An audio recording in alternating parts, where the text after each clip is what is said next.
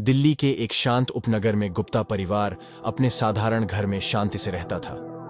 परिवार में 5 सदस्य थे।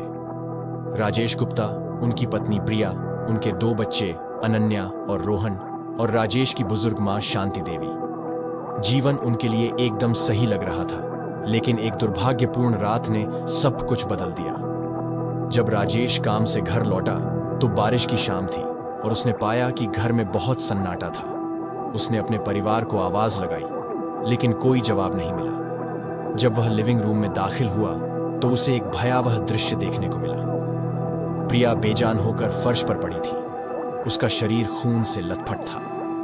राजेश की चीखें पड़ोस में गूंज उठी, जिससे पड़ोसी घटनास्थल पर पहुंच गए। पुलिस को बुलाया गया और जल्द ही घर में पुलिस वालों की भीड़ लग गई। शुरुआती जांच में पता चला कि प्रिया की बेरहमी से हत्या की गई थी, लेकिन जबरन घुसने के कोई निशान नहीं थे। इसका मतलब था कि हत्यारा शायद घर के अंदर का ही कोई व्यक्ति था, या कोई ऐसा व्यक्ति था जो घर में आसानी से पहुंच सकता था।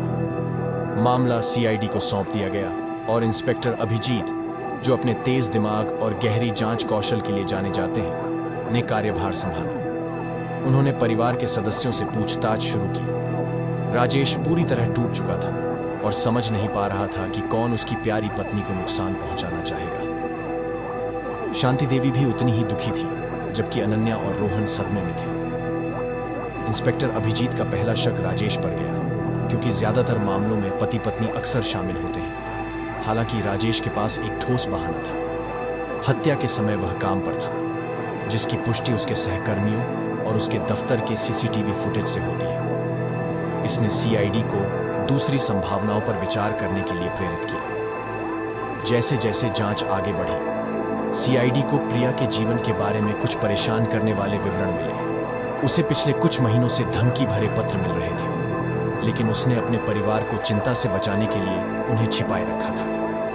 पत्रों में एक पुराने रहस्य का संकेत था, जिसे प्रिया ने दबाने की कोशिश की थी। सीआईडी टीम ने पत्रों का पता विक्रम नाम के एक व्यक्ति से लगाया, जो एक पूर्व अपराधी था और जिसका प्रिया के साथ इतिहास था। सालों पहले प्रिया ने डकैती के एक मामले में विक्रम के खिलाफ गवाही दी थी, जिसके कारण उसे जेल जाना पड़ा था। विक्रम हाल ही में रिहा हुआ था और ऐसा लग रहा था कि वह उससे दुश्मनी रखता था। हालांकि विक्रम के पास हत्या की रात के लिए एक ठोस बहाना था। वह एक पुनर्वास केंद्र में था और कई गवाहों ने उसकी वहां मौजूदगी की पुष्टि की। इस खुलासे ने जांच को फिर से शुरुआती बिंदु पर ला दिया और सीआईडी टीम को अपने सुरागों पर फिर से विचार करना पड़ा। इंस्पेक्टर अभिजीत ने परिवार की गतिशीलता में गहराई से जाने का फैसला किया। उन्होंने देखा कि किशोर बेटी अनन्या असामान्य रूप से दूर और परेशान लग रही थी।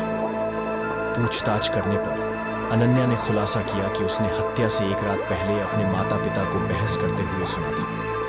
प्रिया ने राजेश पर प्रेम संबंध होने का आरोप लगाया था और राजेश ने इसका जोरदार खंडन किया था। सीआईडी टीम ने प्रेम संबंध की संभावना की खोज शुरू की। उन्हें पता चला कि राजेश वास्तव में मीरा नामक एक महिला के संपर्क में था, जो काम पर एक सहकर्मी थी। हालांकि राजेश ने स्पष्ट किया कि उनका रिश्ता पूरी तरह से पेशेवर था। मीरा ने उनके बयान की पुष्टि की और उनके फोन रिकॉर्ड ने उनके दावों का समर्थन किया। मामले को सुलझाने के दबाव को महसूस करते हुए इंस्पेक्टर अभिजीत ने अपराध स्थल की फिर से जांच की। उन्होंने लिविंग रूम में एक छोटी सी, लगभग अदृश्य, टूटी हुई खिड़की की कुंडी देखी। इससे उन्हें विश्वास हो गया कि हत्यारा खिड़की से ही घुसा होगा। आगे की जांच करने पर उन्हें खिड़की की चौखट पर मिट्टी के छोटे छोटे निशान मिले, जो यह संकेत देते हैं कि कोई वास्तव में खिड़की से ही घुसा था। सीआईडी टीम ने अपनी खोज को आसपास के क्षेत्र तक बढ़ाया। उन्हें एक माली रमेश मिला, जो सालों से पड़ोस में काम कर रहा था। रमेश का आपराधिक रिकॉर्ड था, लेकिन वह सुधारी हुई जिंदगी जी रहा था। जब उससे पूछताछ की गई तो रमेश घबराया हुआ लग रहा था और असंगत जवाब दे रहा था। इंस्पेक्टर अभिजीत की सहज बुद्धि ने उसे बताया कि रमेश जितना बता रहा था, उससे कहीं ज्यादा जानता था। उन्होंने रमेश की पूरी पृष्ठभूमि की जांच की और पाया कि उसने हाल ही में किसी से बड़ी रकम ली थी। आगे की पूछताछ में रमेश टूट गया और उसने कबूल किया कि उसे प्रिया की हत्या के लिए सुपारी दी गई थी। रमेश ने खुलासा किया कि उसे सुपारी देने वाला कोई और नहीं, बल्कि राजेश की मां शांति देवी थी। सीआईडी टीम हैरान रह गई, लेकिन जैसे जैसे उन्होंने गहराई से छानबीन की, उन्हें मकसद का पता चला। शांति देवी हमेशा प्रिया को नापसंद करती थी और मानती थी कि वह परिवार पर बुरा प्रभाव डालती है। उसके विकृत दिमाग में प्रिया से छुटकारा पाना ही उसके परिवार को बचाने का एकमात्र तरीका था। सबूतों के सामने शांति देवी ने अपना अपराध कबूल कर लिया।